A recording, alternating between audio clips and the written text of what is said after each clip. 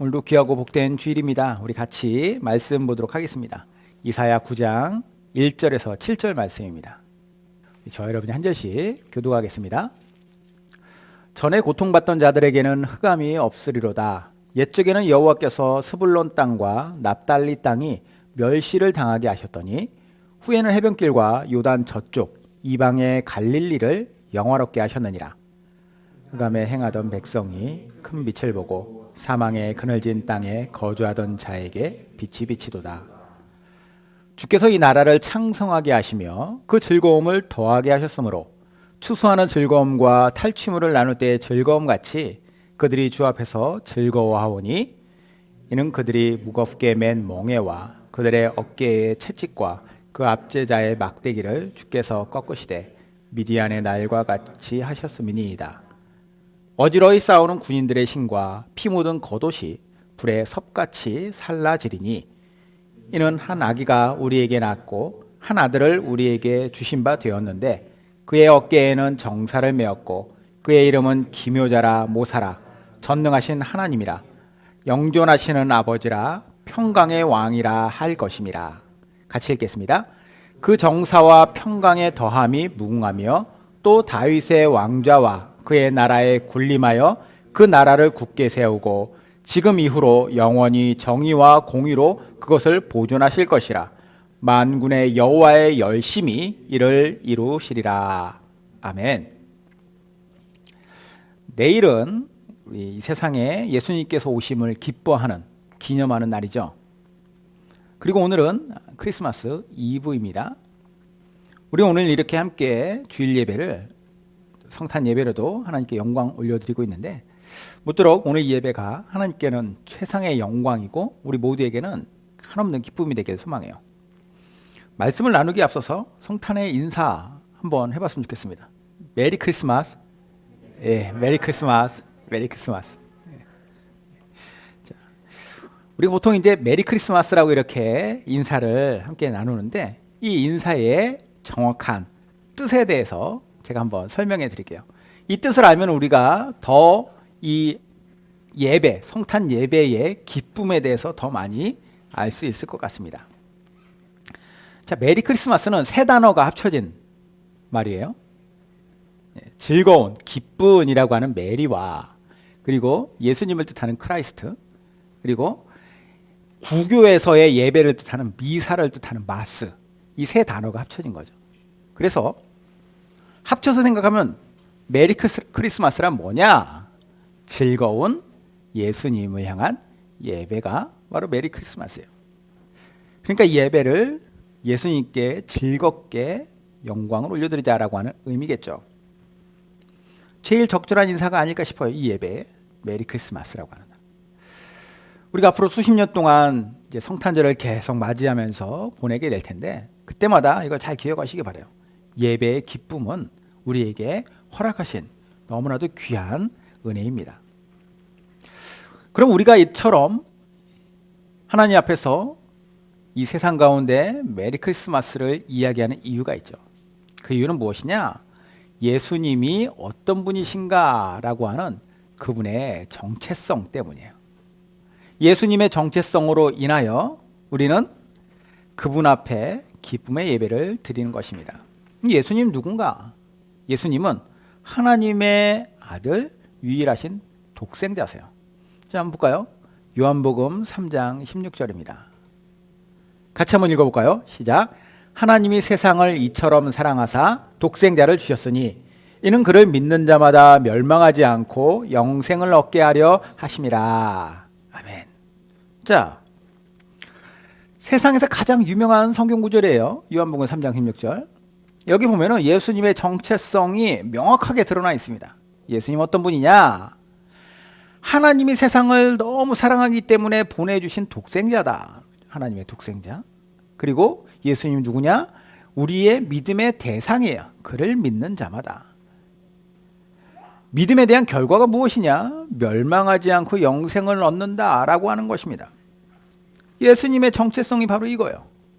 우리를 위해 하나님께서 보내주신 하나님의 독생자이시고 그리고 우리는 그분을 믿을 수 있는 존재로 믿는 사람들로 살게 되었으며 이 믿음이 우리를 멸망에서 건져 영생에 이르도록 한다. 어떻게 우리가 이런 분이 오신 날을 기념하지 않을 수 있겠습니까? 제가 예전에 뭐 그런 얘기를 했던 적도 있었던 것 같은데, 전에 저희 집사람하고 연애할 때 제가 집에 데려다주고 그리고 나서 지하철을 타려고, 지하철역에 있었어요. 지하철역에 딱 앉아있는데 어떤 분 둘이 와가지고 옆으로 쓱 와서 앉는 거예요. 와서 앉더니 이제 자기네들의 교리를 이야기하는 거죠. 그러면서 뭔 얘기를 하느냐, 기독교에서 말하는 크리스마스가 원래 로마의 태양신 축일인 줄 알고 있느냐, 태양신 축일을 지키고 그러는 기독교는 잘못됐다, 막 이러면서. 하나님의 교회죠.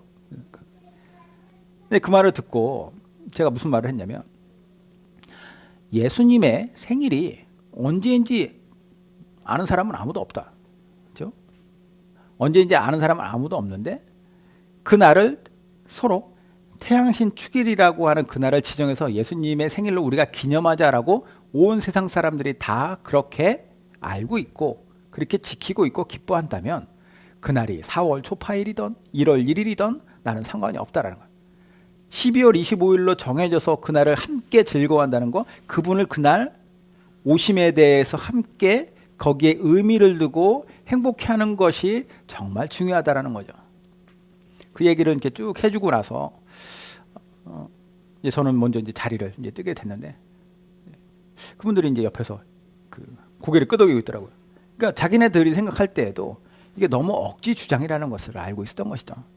예수님이 오셨다라고 하는, 우리가 그분에 대한 그분의 탄생을 기념하는 것이 너무 중요하기 때문입니다. 우리에게 있어서 너무 큰 축복이고 위대한 특권인 것이죠. 그러면 이 위대한 하나님의 독생자 예수님께서 세상에 오실 때 어떻게 오셨을까요? 그분의 오시는 방식, 순간이동으로 마치 암행순찰을 하듯이 이 땅에 갑자기 딱 등장해서 어느 날 갑자기 활동하였느냐? 아니에요. 그렇죠? 아니면 아바타처럼 실제는 저기 천국에 계시는데 이 땅에 있는 어떤 젊은이, 건장하고 그런 어떤 뭔가를 잘할 수 있을 것 같은 젊은이에게 아바타처럼 그의 몸을 빌리는 방식으로 예수님이 이 땅에 오셨느냐? 근데 실제로 초대교회 시대 때에는 이렇게 이야기하는 이단들이 있었어요. 가현설이라고 그러는데, 실제로는 오시진 않았지만 가짜로 다른 존재의 어떤 뭐 빙의해서 이런 식으로 해석한 사람도 있었습니다. 왜냐? 예수님이 어떤 분이신지를 알면은 그분이 실제적으로 이 땅에, 그것도 인간의 모습으로 실제 인간으로 오셨다라고 하는 것이 이해가 안 되는 거예요. 해석하기가 너무 힘들기 때문에 그렇게라도 해석을 해보려고 했었다라는 것이죠. 방금도 말씀드렸지만 예수님은 실제로 이 땅에 오셨습니다. 그렇죠? 아기 예수님으로 오셨죠. 인간의 모습으로 그대로 태어났어요. 이게 참 말이 안 되면서도 참 놀라운 일이에요. 왜냐? 인간을 만든 존재가 친히 인간이 되셨는데, 그것도 인간인 척한 것이 아니라 완벽한 인성이라고 얘기하는 인간으로서의 속성을 모두 다 가지고 이 땅에 아기로 태어나셨다? 왜 굳이 그렇게 하시는가? 이게 우리의 생각으로서는, 우리의 상식으로서는 맞지 않기 때문에 뭔가를 밖에 거기에 대한 설들을 만들어낸 것이죠. 세상에 오신 것만 해도 정말로 너무 감지덕지인데, 이스라엘이라고 하는 아주 작은 나라, 거기에 베들레헴이라고 하는 거기에서도 아주 작은 동네, 거기에서도 숙소도 아니라 마국간에 변변한 침대도 없이 말구 위에 누이셨다? 얼마나 낮고 낮은 자리에 임하셨는가? 그분이 오신 그 목적에 합당한 방식이었다라는 거예요. 빌립보서 말씀 한번 볼까요? 빌립보서에 왜 그런가에 대해서 이렇게 이야기하고 있습니다. 그는 근본 하나님의 본체시나, 그러니까 그분은 하나님이세요. 하나님과 동등됨을 취할 것으로 여기지 아니하시고 당연히 본인이 누려야 될 것을 내려놓으시고 오히려 자기를 비워 종의 형체를 가지사 사람들과 같이 되셨고 사람의 모양으로 나타나사 자기를 낮추시고 죽기까지 복종하셨으니 곧 십자가에 죽으심이라. 우리가 예수님의 오심을 기뻐하고 기념하는 예배죠. 이 예배가 얼마나 귀한 일인지를, 그분 자신이 얼마나 귀한 분이신지를 그분이 하신 일이 얼마나 위대한지를 우리가 잘 기억하셔야 됩니다. 이렇게 오늘 우리가 예수님의 정체성 알고서 그분의 오신 날을 기념하는 성탄 예배를 드리는데, 예수님은 이 땅에 오시기 이전부터 실제로는 훨씬 전부터 이미 오실 것을 약속하셨던 그 약속의 실천으로 있어요. 그게 무슨 말이냐면, 어느 날 예고도 없이 갑자기 불쑥 찾아오신 게 아니에요. 그분의 정체성을 그래서 나중에 알게 된 것이 아니라 이미 약속의 말씀을 통해 그분의 오심은 예견되어 있었다, 예정되어 있었다라는 거죠. 그게 오늘 말씀 이사야 9장 말씀입니다. 물론 여기에만 있는 것이 아니라 수없이 많은 말씀들이 예수님의 오심에 대한 예언이 구약 성경에는 기록되어 있죠. 자, 오늘 이사야 9장 말씀으로 그 예수님에 대해서 한번 생각해 보죠. 때는 바야흐로 예수님이 탄생하시기 700여 년 전이었습니다. BC 700년대. 이때 성경의 배경이 되는 이스라엘의 역사, 그 상황은 어떤 상황이었냐면, 이스라엘이 둘로 쪼개져 있었어요. 지금의 우리나라 남북한처럼 남쪽은 유다, 북쪽은 이스라엘, 이렇게 쪼개져 있었습니다. 그런데 이 남과 북 왕국을 동시에 위협하던 큰 제국이 있었어요. 아수르라고 하는, 아시리아. 이 아수르에 의해서 북이스라엘과 남유다는 끊임없이 공격을 당하고 괴롭힘을 당하였습니다. 그러다가 북쪽 이스라엘이 아수르에 의해서 멸망당해요. 나라가 없어졌어요. 이제 남은 것은 남쪽에 있는 유다만이 남았습니다. 아수르의 공격을 어떻게든 버티고는 있었어요. 그러나 이제 유다의 날은, 유다의 역사가 끝날 날은 얼마 남지 않은 것처럼 보였습니다. 미래에 대한 소망이 전혀 보이지가 않아요. 이때 이사야를 통해 하나님께서 주신 약속의 말씀이 바로 오늘 본문의 말씀인데, 이것은 그들이 처해 있던 상황과는 전혀 다른 것에 대한 이야기라고 했습니다. 그러니까 예상이 되는 미래가 아니라 전혀 예상치 못한 미래를 이야기하고 있어요. 하나님께서 이 상황을 180도 역전시켜서 너희를 구원하시겠다, 이 얘기를 하시는 거예요. 일단 하나님이 약속을 이렇게 하셨다고 쳐도 상대가 너무 압도적이라면은 그 상대에 대한 눈에 보이는 그 상대와 그리고 보이지 않는 하나님의 약속, 이 둘 중에 하나를 선택하라라고 한다면, 사실 눈에 보이지 아니하는 하나님의 약속을 선택하고 그것을 믿고 따르기에는 그들의 눈에 보이는 아수르라고 하는, 그리고 당장 북이스라엘은 남유다보다 훨씬 컸거든요. 북이스라엘조차도 힘없이 무너졌는데 우리가 얼마나 버틸 수 있을까라는 생각을 할 수 있습니다. 그런 마음을 갖고 있었던 게 바로 그 당시의 왕 아하스라고 하는 왕이었어요. 아니, 그게 가능해? 의심할 수밖에 없었던 하나님의 약속이 뭔지 한번 보죠. 1절부터 5절까지 말씀인데, 자, 전에 고통받던 자들에게는 흑암이 없으리로다. 옛적에는 여호와께서 스불론 땅과 납달리 땅이 멸시를 당하게 하셨더니 후에는 해변길과 요단 저쪽 이방의 갈릴리를 영화롭게 하셨느니라. 흑암에 행하던 백성이 큰 빛을 보고 사망의 그른질 땅에 거주하던 자에게 빛이 비치도다. 주께서 이 나라를 창성하게 하시며 그 즐거움을 더하게 하셨으므로 추수하는 즐거움과 탈취물을 나눌 때의 즐거움 같이 그들이 주 앞에서 즐거워하오니, 이는 그들이 무겁게 맨 멍에와 그들의 어깨의 채찍과 그 압제자의 막대기를 주께서 꺾으시되 미디안의 날과 같이 하셨음이니이다. 어지러이 싸우는 군인들의 신과 피 묻은 겉옷이 불에 섭같이 살라지리니. 딱 봤을 때 해석이 다 되십니까? 뭔가 이렇게 알 것 같으면서도 모를 것 같은 그런 이야기죠. 그러니까 하나님의 약속이 이런 거예요. 당시 남쪽 유다에 거하던 사람들이 북쪽에, 이제 그들 북쪽에는 이제 스불론, 납달리 이런 지파의 땅이 있었습니다. 북이스라엘에 있었던. 그러니까 다 망했어요. 갈릴리 이런 데도 다 무너진 곳입니다. 그런데 이곳에는 흑암의 고통만이 남아있을 뿐인데 여기에 하나님이 어떻게 하신다고 얘기해요? 소망을 주겠다. 흑암의 고통을 몰아내는 빛을 주시겠다. 구체적으로 이 과정에서 압제하던 자들의 멍에와 채찍과 막대기를 꺾어버리겠다. 그들의 무기를 다 없애겠다. 군인들을 다 물리쳐서 오히려 이스라엘 백성들이 추수와 승전하는 기쁨을, 탈취물을 취한다라고 하는 것은 승전국가의 권리거든요. 기쁨. 이걸 너희가 누릴 것이다. 그들이 가지고 있었던 군인들의 그 모든 것들 내가 다 없애버리겠다는 거예요. 불에 섭같이 태워버리겠다. 아무 소망 없이 암담하던 상황에 주셨던 이 약속. 당장 눈에 보이지 아니하는 하나님의 약속인데, 그런데 이 약속에 의해서 그들의 미래가 이제 열릴 것이다 라고 하는 것을 그들이 어떻게 확신할 수 있느냐. 확신은, 약속에 대한 확신은 약속의 대상이 어떤 분인가를 생각하면 됩니다. 무슨 말이냐면, 아무리 약속을 해도 약속을 지킬 수 있는 사람이 하는 약속과 약속을 지킬 수 없는 사람이 하는 약속은 전혀 다르죠. 하나님의 약속은 하나님이 어떤 분이신지를 집중해서 봐야 돼요. 그분이 어떤 분이시냐. 이 약속, 이 정도의 약속도 이루시지 못할 만큼의 그런 존재이냐, 아니면 이거는 정말 아무것도 아닐 만큼의 전능하신 분이시냐. 신뢰할 만한 그분. 그래서 우리는 그분을 신뢰하는 마음으로 이 약속을 이스라엘 백성들이, 지금 그 당시에 이사야의 이 말씀을 듣는 백성들이 들어서야 되는데, 그런데 중요한 것은 이 약속에는 큰 그림이 그 안에 숨겨져 있어요. 그냥 어떤 상황적으로 보면은 아수르라고 하는 큰 나라가 있고 큰 제국이 있고 그 아수르의 침공을 받아서 이제 남유다가 무너질 위기가 처했는데 하나님이 그거를 뒤집는다고 하셨잖아요. 그런데 여기에 숨겨진 하나님의 본래 의도하신 바가 있다.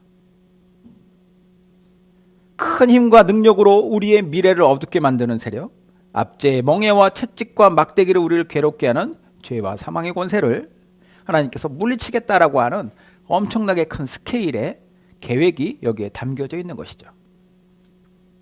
그리고 이 하나님의 계획은 6절 이후에 등장하는 한 아기의 등장과 함께 성취가 됩니다. 6절의 상반절에 보면은, 이는 한 아기가 우리에게 낳고 한 아들을 우리에게 주신 바 되었는데. 자, 한 아기가 누구냐? 하나님의 아들이죠. 하나님의 아들이 어떤 일을 이루신다고 얘기하느냐? 어둠을 물리치고 고통에서 승리케 하신다. 죄로부터 우리를 구원하신다라고 말씀하십니다. 그렇게 하나님의 아들이 우리를 어둠에서 건지고 고통에서 승리케 하시는데, 이후로는 어떤 일이 발생할 것인가? 이후로는 그분이 우리의 왕으로서, 우리의 주인으로서 우리의 인생을 이끌어 가실 것이다. 이렇게 얘기를 해요. 하반절 보죠. 그의 어깨에는 정사를 메었고 그의 이름은 기묘자라 모사라 전능하신 하나님이라 영존하신 아버지라 평강의 왕이라 할 것임이라. 그분이 어떻게 우리를 이끌어 가실 것인가에 대한 이야기가 쭉 나열된 것인데, 이걸 제가 5가지로 한번 간단하게 설명할게요. 5가지. 첫 번째는 뭐냐? 어깨에 정사를 메었다라고 나오죠. 어깨를 정사를 메었다. 정사는 뭐냐면 통치예요. 그분의 어깨, 우리에게 하나님께서 보내실 아기의 어깨에는 하나님의 주시는 통치의 권세가 있다는 거예요. 그분의 어깨에는 정사를 메었다. 이름은 기묘자라 모사라. 이것은 기묘한 모사다라고 하는 뜻인데, 같이 합쳐서 보면 돼요. 기묘하다라는 게 뭐냐면 신비롭다. 자연법칙을 모두 초월한 분이다. 모사다라고 하는 것은 뭐냐면은 좋은 자라고 하는 뜻도 있지만 지혜자라고 하는 거예요. 모사. 그래서 모든 것을 초월하는 지혜가 그분께 있다는 거죠. 모든 질서를 초월한. 그래서 그분은 우리가 진리라고 말을 하는 거예요. 진리다. 그분은 또 전능하신 하나님이다라고 얘기하죠. 성경에 보면 삼위일체라고 하는 개념이 나오는데, 예수님은 하나님의 독생자이지만 동시에 하나님이시다. 우리가 물리적으로 설명할 수 있는 방법은 없어요. 삼위일체는 사실. 어쨌든 우리 믿음으로 받아들이는데, 이건 나중에 천국 가야지 좀 이해가 좀 될까 말까 모르겠어요. 그런데 어쨌든 예수님이 하나님이시기도 한데 전능하신 하나님입니다. 올마이티가 전능하신 하나님으로서 모든 것을 다 할 수 있는 능력을 갖고 계시다. 그리고 그분은 영존하신 아버지다. 영원히 존재하는 아버지, 영원한 우리의 아버지가 되신다. 그리고 마지막으로 평강의 왕이다. 세상의 모든 왕들은 자신의 가진 힘과 권력을 통해서 군림하고 정복하는 존재입니다. 그런데 그 아기는 평강과 평화로 다스리신다는 거예요. 5가지의 종합현문이 이런 거예요. 그분은 세상을 다스리는 권력을 가지고 통치자로서, 그분은 모든 것을 초월하시는 지혜로 역사하시며 모든 것을 다 하실 수 있는 전능하심으로 영원한 아버지로서 이 세상을 평화의 능력으로 통치하실 분이다. 이런 분이 하나님의 약속 그대로 이 땅에 오셨다라는 거예요. 그분이 우리에게 오셨다라는 겁니다. 우리는 이분의 정체성과 이분의 하신 일들을 믿는 사람들이에요. 그래서 우리는 그분을 예배하고 찬양하죠. 그리고 우리는 성탄절을 맞이할 때마다 그분을, 아기 예수로 오신 그분을, 그분의 낮고 천한 자리로 오신 그분의 사랑과 능력을 우리 모두가 기뻐하고 찬양하는 것입니다. 이걸 기념하는 거예요. 세상은 이제 성탄절이 너무 상업주의라든가 아니면은 여러 가지 잘못된 문화에 물들어서 오히려 이것이 성탄의 주인공은 저리 어디다 치워버리고 인간이 다 주인공이 되어서 살고 있지만, 우리가 정말 그분의 오심에 대해서 기뻐하고, 그리고 우리의 일생에 이분의 놀라운 이 평강의 왕이신 예수님의 통치를 기대하고 바라면서 우리를 구원하셨다는 이 기쁨을 늘 누리면서 살아가야 될 것입니다. 마지막으로 이 예수님을 기다렸던 사람들이 했을 법한 고백, 그리고 이 예수님을 믿으면서 우리가 하는 고백, 해야 할 고백이 마지막 7절에 이렇게 나옵니다. 그 정사와 평강의 더함이, 그 통치와 평강의 더함이 무궁하며 또 다윗의 왕좌와 그의 나라에 군림하여 그 나라를 굳게 세우고 지금 이후로 영원히 정의와 공의로 그것을 보존하실 것이라. 만군의 여호와의 열심히 이를 이루시리라. 만군의 여호와 하나님께서 당신의 열심으로, 하나님의 열정으로 이 모든 일들을 이루실 것입니다. 실제로 이루어졌습니다. 그분께서 우리의 주인이십니다. 같이 기도하겠습니다.